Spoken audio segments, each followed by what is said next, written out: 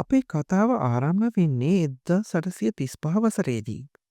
ස්කොට්ලන්තයේ ඩර්ෆම්ලින් කියන කුඩා නගරේ ඉතාම සාමාන්‍ය ලී නිවසක කුඩා ඇන්ඩ්‍රු මෙලෝව එළිය දකිනවා. ඔහුගේ පියා විලියම් කානගී. අතින් රෙදි වියන දක්ෂ වියන්නේ. ඒ කාලේ ස්කොට්ලන්තයේ බොහෝ නිවෙස්වලින් ඇසුනේ මේ අත්‍යන්ත්‍රවල ටකස් ටකස් හඬයි. ඒ ඔවුන්ගේ ජීවනාලිය වුණා.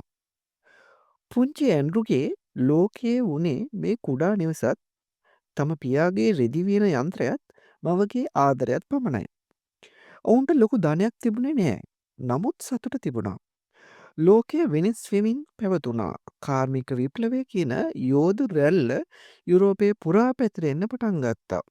අතින් කරන වැඩ යෝධ වාෂ්ප එන්ජින් වලට බාර වුණා.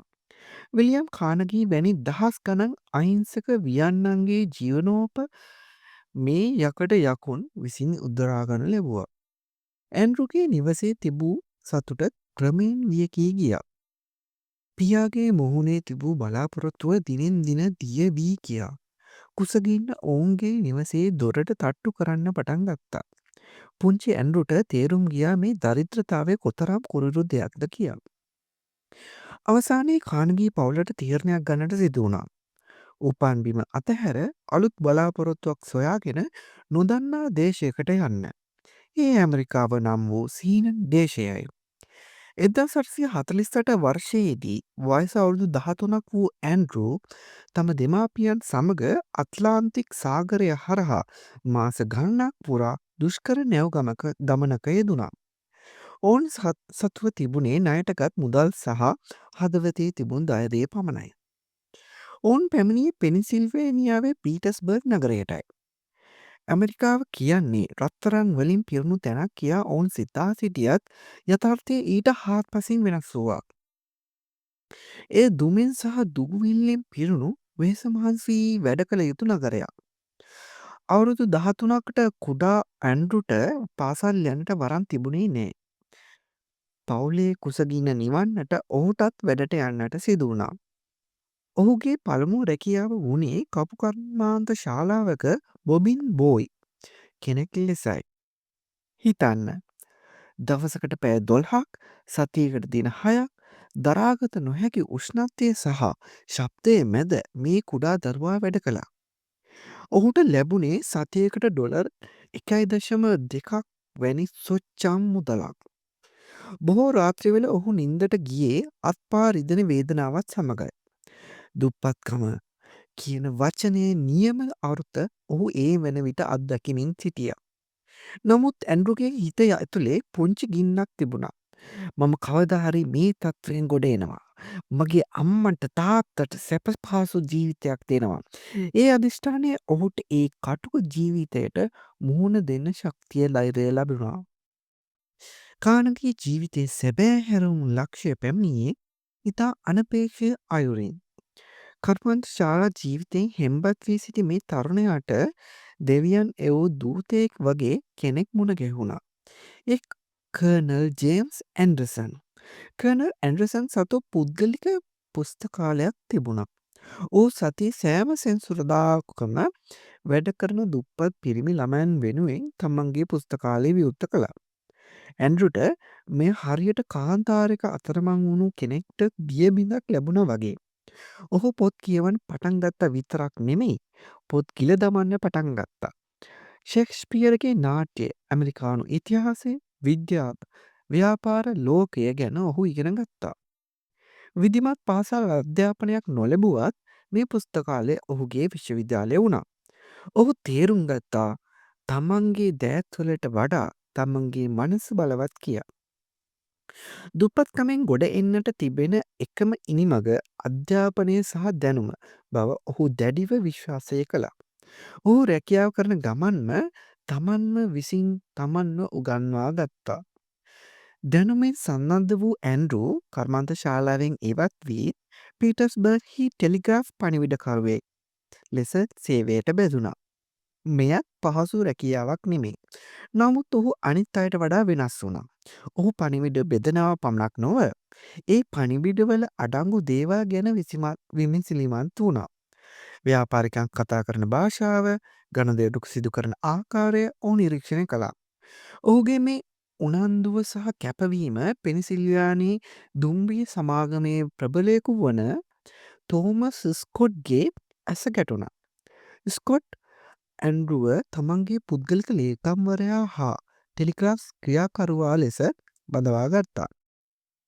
මේ කානගීට ව්‍යාපාර ලෝකයේ ඇතුළාතය දැකීමට ලැබුණු ස්වර්ණමය අවස්ථාවක්. තෝමස් ස්කොට් ඔහුට ගුරුවරයෙක් වුණා. ආයෝජනය කරන්නේ කෙසේද? ව්‍යාපාර කල්පනාකරණය කරන්නේ කෙසේද? අවදානම් ගන්නේ කෙසේද යන්න ඔහුගේ ස්කොට්ගෙන් ඉගෙන ගත්තා. වයස අවුරුදු 20 ගණන්වලදීම ඔහු තමන් එකතු කරගත් සුළු මුදල් වලින්ම කුඩා ආයෝජනය ආරම්භ කළා. මුලින්ම දුම්රිය නිදන මැදිරි සමාගමක්, පසුව තෙල් සහ යකඩ පාලම් තැනීමේ ව්‍යාපාරවලත් ඔහු මුදල් යෙදෙව්වා. ඔහුගේ තීක්ෂණ බුද්ධිය නිසා ඒ සෑම ආයෝජනයක්ම සාර්ථක වුණා. ඩොලර් 1.2 පඩියට ගත් කොල්ලා දැන් ඩොලර් දහස් ගණනින් මුදල් උපයන තරුණ ව්‍යාපාරිකයෙක් බවට පත්වෙමින් සිටියා.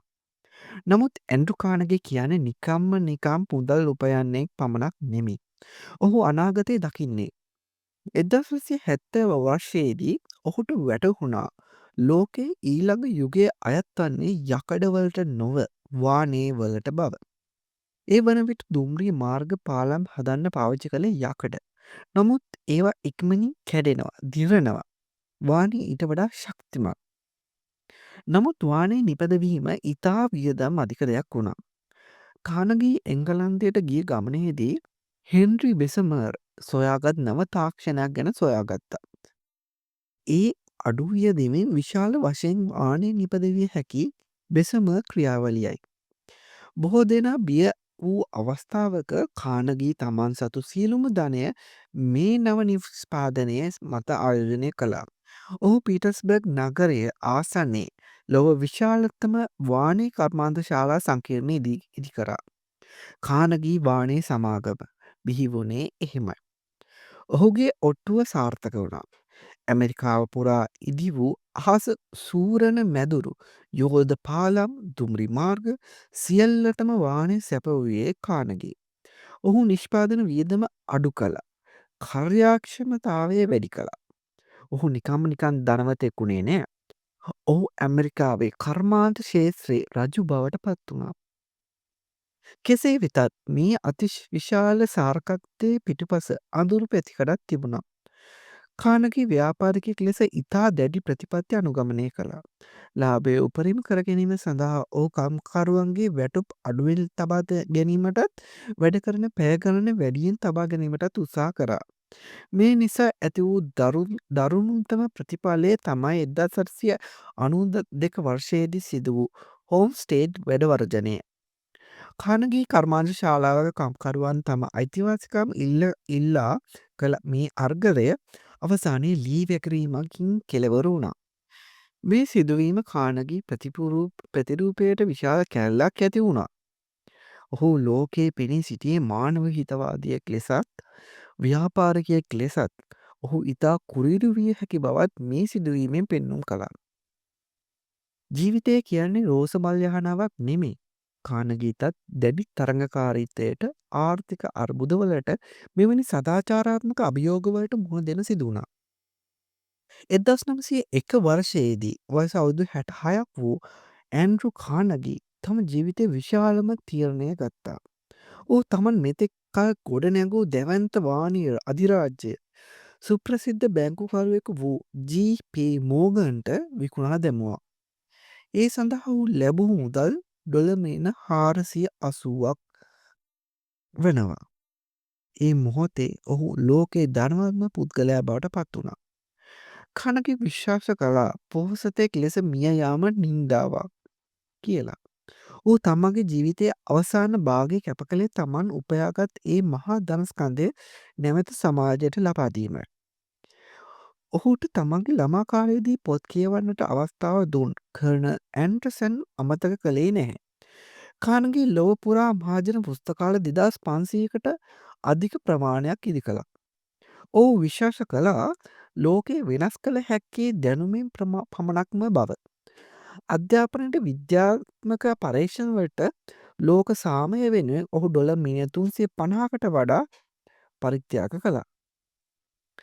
ස්කොට්ලන්තේ කුඩා වියන්නිකුගේ පැල්පතින් පටන්ගෙන ඇමරිකාවේ කර්මාංශ ශාලා දහඩිය හෙලා සොයන් අධ්‍යාපනයේ මනස දියුණු කරගෙන අවසානයේ යකඩින් ලෝකය තනා ඒ ලෝකයටම දැනුම ආලෝකය බෙදා දුන් ඇන්ඩ්‍රු කානගීගේ ජීවිතය සැබවීම විශ්වවිත වෘතාන්තයක්. ඔහු පරිපූර්ණ මිනිසකු නොවිය හැකි. නමුත් ඔහු අපට කියා දුන් පාඩම ඉතා වටිනවා.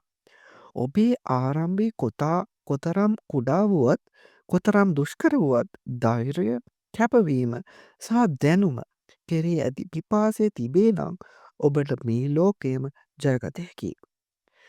හිස් දෑතින් පැමිණ ලොවක් දිනු ඒ යකඩ මිනිසාගේ උරුමය අතටත් ඒ දහස් ගණන් පුස්තකාල තුළින් අපටත් අත්විදිය හැකි.